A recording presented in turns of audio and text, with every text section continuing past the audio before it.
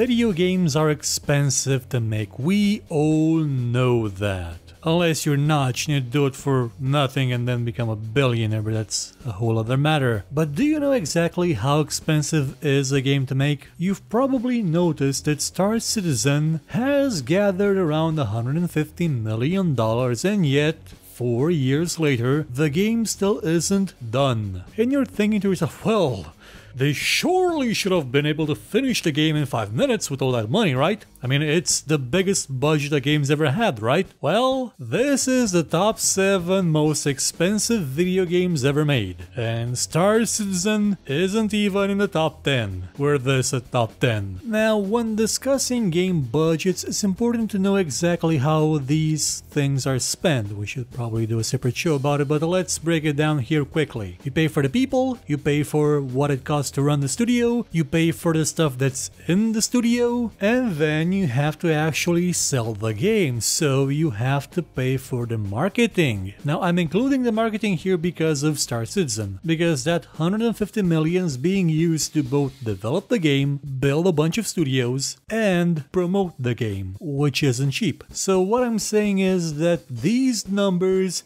may scare the living bejesus out of you. Now, are they completely accurate? Probably not, but honestly, do you even care at this point? You saw the title, you knew what you were getting into, so let's just get this rolling. Number 7. Star Wars: The Old Republic. Electronic Arts isn't new to the concept of developing an MMO. An MMO, the first one to be called an MMO, was developed without it actually knowing about it, and it turned out to be a big success, that being Ultima Online, for which they had a budget of about 2 shoelaces. Having learned from its past mistakes, Electronic Arts pumped over $100 million into Warhammer Online: Age of Reckoning, which failed. It really wasn't all that interesting. And having not learned from this past mistake, the company pumped in about $250 million into Star Wars: The Old Republic, a game that initially fell flat on its face, but thankfully has been able to recover by just turning into a free-to-play game for which you kind of had to pay to unlock the ability to run. Thanks to all the microtransactions and the constant diminishing of stuff that the players could actually do without them, for some reason my companion is unable to equip the items it had when I previously played it without some upgrade to a premium something or other. The game has more than likely recovered that money and is steadily generating enough profit off the back of Star Wars itself as a property to keep on going. Number 6. GTA 5. Something to take note, I'm not entirely sure if this actually includes GTA Online as well. It may, actually it probably does, because let's face it, GTA Online is a hack job made by 2 people drunk in a shed one night. But yeah, this game cost around $272 million to make and to market.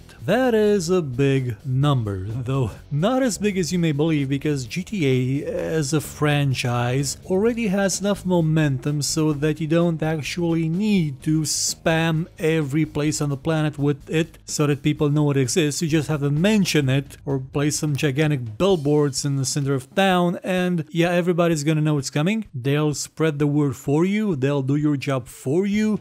They will act as about 200 to 300 million worth of marketing for you for free, and you can use the rest to, well, no, you won't use the rest for anything. 272 million is already a lot of money spent on this game. We kinda had hoped that more of that money would have went into the development of it, so you know, it maybe had a story that had a point, not just some interesting characters that go nowhere, but no resolution to their stories, and kind of a lackluster heist system. It's just like, what, 3 of them, and none of them are as good as the bank job from Vice City. But that is beside the point. The point being that this game recuperates its investment out of shark cards alone every 2 years, and from sales every half a year. It also made about $1 billion on day 1, so take that for what you will. Number 5. Tomb Raider. 300 million. Now, to be fair, I'm not exactly sure of this number. It's something I dug out of someone's explanation of Square Enix's financial situation, but I'm not actually doubting it because it does sort of fit with what Square Enix was saying, that they needed to sell about 5 million copies in the first week for it to have a chance, but it took about a year for the game to actually pay back what it cost to develop a market. And the number does kind of make sense. I mean, this was Square Enix's attempt to bring back Lara for a brand new generation of people, of, well, not actually consoles, because the last one was on the PlayStation 3 and Xbox as well, but for a new generation of consumers that have no idea what Lara Croft is and never will. There may have also been some meddling from parts of Square Enix that wanted this game to be increasingly focused on action, just like they made Hitman Absolution be a bit too much of an action game for its own good, which later caused confusion when Hitman, the new one, wasn't, and people expected it to be, and it went into a strange place of Heisenberg's principle of Hitman is uncertain, but that's besides the point. Tomb Raider needed to be promoted like nothing else, because this was after Lara's heyday. She wasn't popular anymore. She wasn't on everybody's lips. She wasn't being used to sell tulips in Holland. She wasn't used to sell credit cards and, I don't know, Renault cars or Citroën. I don't know what they were selling in France with her. So it took a lot to actually get her back into the public's attention. How much of that money was actually spent on developing the game, I'm not sure. Probably not a lot, judging from the way that the game isn't all that good. But at the end, it still cost around $300 million. Number 4. Call of Duty Modern Warfare 2 and Beyond. The sum is again up at around $300 million per game. Their development costs around, well, nowadays, near 100 million, from 80 to 100, somewhere around there, and the rest is just marketing. A lot of marketing. Activision is very adamant that it needs really big marketing campaigns. I mean, you don't just hire Robert Downey Jr., who probably earns more for appearing for 5 seconds in a Call of Duty trailer than my whole family, counting from the beginning of World War I and up until I die, for a small marketing campaign. No, you hire him to be in Super Bowl ads, which cost millions, untold millions. And you do this every year with every game, and let's face it, the Call of Duty games, some of them in recent years have sort of stunk badly, so sales went a bit down, so you needed to up the marketing again, and then came Battlefield 1, which had a Zeppelin in it, and I'm all for having Zeppelins in game, and it sold a lot, and so you had to market a lot, and so you end up spending $300 million, even more than that maybe at times, to promote your games and make them every year. But they sell about $1 billion worth of merchandise, so there's really no problem with that. Number 3. Final Fantasy XIV. We are back to Square Enix, this time the Japanese branch of the company, the original branch of the company, not the Eidos Interactive they bought out and then didn't understand, and then blamed for games not reaching their potential when they overinflated their marketing budgets and were looking for scapegoats when Final Fantasy XIV left them with a $400 million hole in their budget. This game was in development for a long time, and I mean a long time, and it sucked. I mean, it was horrible. It was an MMO built somewhere in the Cretaceous with design ideas that were just not good, and they realized it wasn't good about 5 million years too late, after the game was already launched, and after it bombed, and after it continued to pile on cost and cost for cost, the point where they said, okay, we're gonna scrap it, we're gonna make a new game called Final Fantasy XIV: A Realm Reborn, and we're gonna do it better. And they did. And it cost technically upward of $400 million to make it, to support it, to make it again, to support it again, to promote it the first time, to promote it while it was failing, to promote it the second time, to make sure that people understood that no, it's not the same one that failed and was horrible. It cost bonkers banana money, but it's still not the most expensive game ever made. And it's not even the most expensive one Square ever made. Number 2. Destiny. According to Bobby Kotick, the man that is at the head of the sinister and maybe evil in some ways Activision Blizzard, getting this made, getting this out the door cost $500 million. Bungie hasn't agreed with this sum. They said it's not $500 million, but then again they also said that the marketing was handled by Activision, so all I'm saying is the wizard came from the moon probably cost a bunch just for that line, and the re-recorded version of it, and the replacement of it. And the development of the game from scratch was an expensive process. The infrastructure for the multiplayer, which is the only thing the game has, all the retooling to make up for the fact that it was launched without a story, DLC, the severance packages for the people that Bungie sort of fired when Destiny was in development, all the workarounds, all the new hires, all the everything they had to do to get the first game out, to get it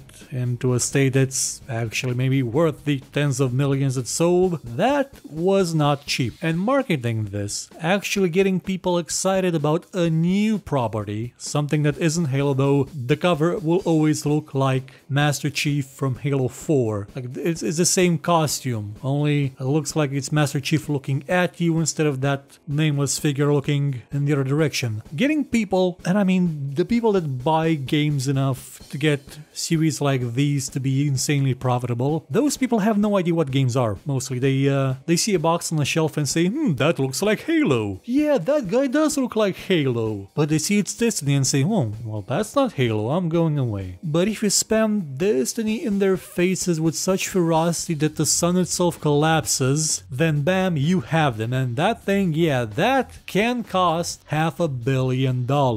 Because you're not just setting up one game, you're setting up a franchise, which is now going to continue with Destiny 2, which probably won't require as much marketing, but probably more development. Maybe a story. Maybe they could have paid to hire the funny version of Nathan Fillion for those trailers. I'm guessing budget cuts. Number 1. Final Fantasy XV.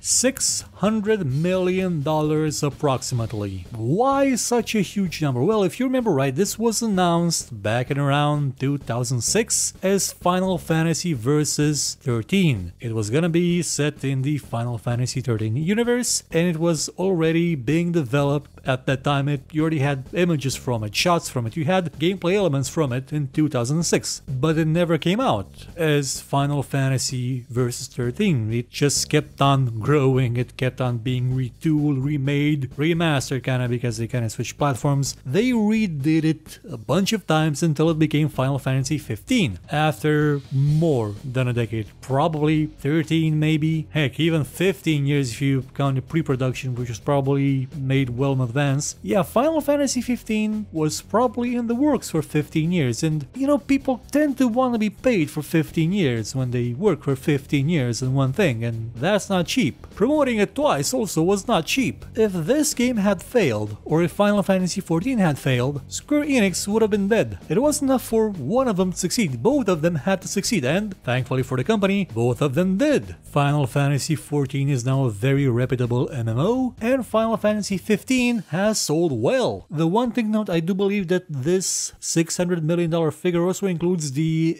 series, the animated series they made after it, or maybe it was CGI, and there was a CGI movie too, so those technically would count as marketing for the game, so that may be why the budget is so goddamn enormous, not just because it was in development for countless years. And those were the top 7 most expensive video games ever made that I know of, according to information I found on the internet, which may be completely fake or partially fake. Also note, there are a lot of games for which you will not find data on their development, but I'm willing to hedge my bets that Diablo 3 in all its incarnations cost about $200 million to make and promote. The Titan video game that Blizzard cancelled also probably cost a bundle to make. Red Dead Redemption 2 is probably gonna break $300 million in its budget. And there are many cancelled video games out there, and many others launched for whose value will never have an exact number. But I do have one last budget. Wing Commander 3. It cost almost $5 million